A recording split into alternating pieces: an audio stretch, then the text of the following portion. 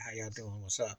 The big Bill Patrick Beverly came out and said 50% of NBA players don't love basketball, though they play and they make a good living at it. He says 50%. I might say it might be a little bit higher. I think that with the NBA politics, and I've been always one that said the NBA stands for Negroes be acting, because there's a lot of acting that go on. I think after what happened with Kyrie Irving in the year and that Asian owner of the Brooklyn Nets, the politics of basketball, there's do's and don'ts. They politic everything. They sell this facade that if you're a black player, you control the league. It's a players' league. Coaches have to defer to you and listen to you. I'm not buying it. It's still all white owners except for Michael Jordan, and he's with a team that can't even get to 500. So how is it a players' league? They dictate, they pimp, they push an agenda. They push an agenda for LeBron James. They push an agenda for the Lakers. They push an agenda for the Celtics.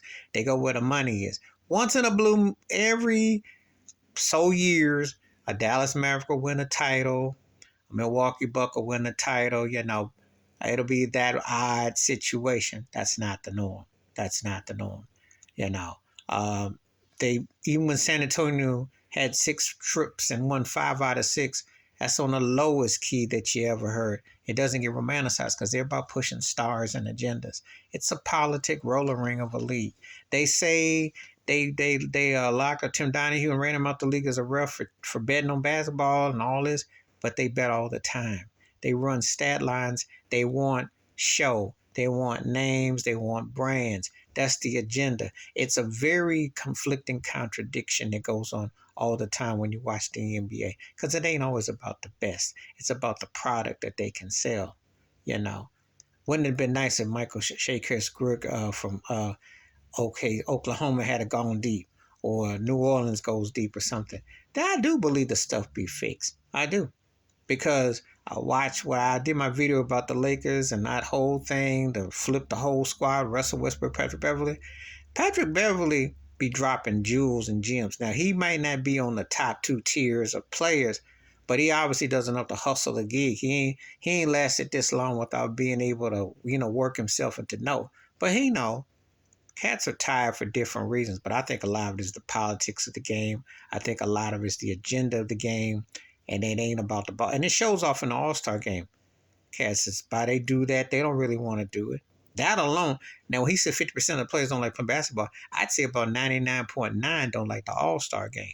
That would be real double that, because body language tells me Adam Silver will be pulling the strings, and they're not really feeling the agenda.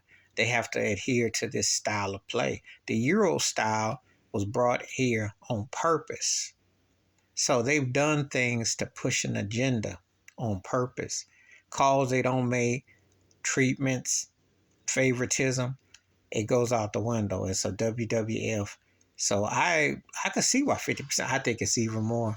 I think they can play and they can tolerate, but they don't have the respect. When you hear Jokic and you hear Luka Doncic say that playing over, and Giannis too, said playing Euro was tougher than playing over here, that speaks volumes, because 2 of them guys were league MVPs, and they look at it as a kind of a soft league. Not just old school players who come on TV or say what they say, but they read between the lines what the agenda is.